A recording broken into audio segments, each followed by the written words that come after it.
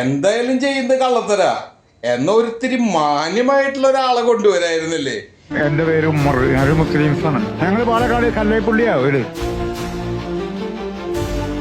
മോദിജി നല്ല ഭരണമല്ലേ കാഴ്ചവെക്കുന്നത്. മോദിനെ നമുക്ക് ഭയങ്കര ഇഷ്ടമാണ്. താങ്കളുടെ പേരെന്താണ്? Tony Thomas. എന്റെ പേര് ഉമ്മർ, ഞാനൊരു മുസ്ലിംസാണ്. സ്ഥലം നോർത്ത് പറവൂർ. ഇന്നലെ എന്താ സംഭവിച്ചത്? ഇന്നലെ കുടിച്ച് ബോധമില്ലായിരുന്നു സാറേ. ഒറ്റ രാത്രി വെളുത്തപ്പോൾ ഉമ്മറ വീണ്ടും ടോമി തോമസ് ആയി. മോദിയെ കാണാനായി ഇന്നലെ എത്തിയതാണെന്ന് പോലും. പ്രധാന ജോലി മോഷണം. പാലക്കാട് എത്തിയിട്ട് വർഷങ്ങൾ പലത് കഴിഞ്ഞു. ജയിലിൽ നിന്നും പുറത്തിറങ്ങിയിട്ട് ഏകദേശം 3 മാസവുമായി. പാലക്കാട് ജില്ലാ ആശുപത്രിയിലെ ഡോക്ടറുടെ മൊബൈൽ ഫോൺ മോഷ്ടിച്ചതിനാണ് ഒടുവിൽ ജയിലിൽ പോയത്. ആ പെരുങ്കള്ളനെയാണ് ഇന്നലെ ആരോ വേഷം കെട്ടിച്ചത്. എന്തെങ്കിലും വാങ്ങി നൽകാമെന്ന് പറഞ്ഞു കാണും.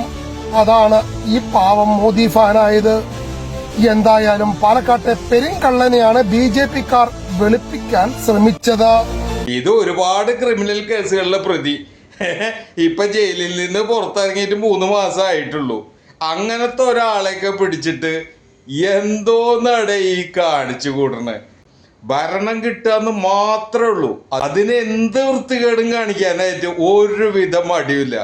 അല്ല, എന്തായാലും ശോഭേജിക്ക് ഒരു സമാധാനം ഉണ്ട്. കാരണം എന്താ വെച്ചാല് പാലക്കാട് കടാപ്പുറത്ത് ഒരു രാത്രി ഉറക്കൊഴിച്ചിരിക്കുന്നെന്ന് പറഞ്ഞിട്ടുണ്ടായിരുന്നത്.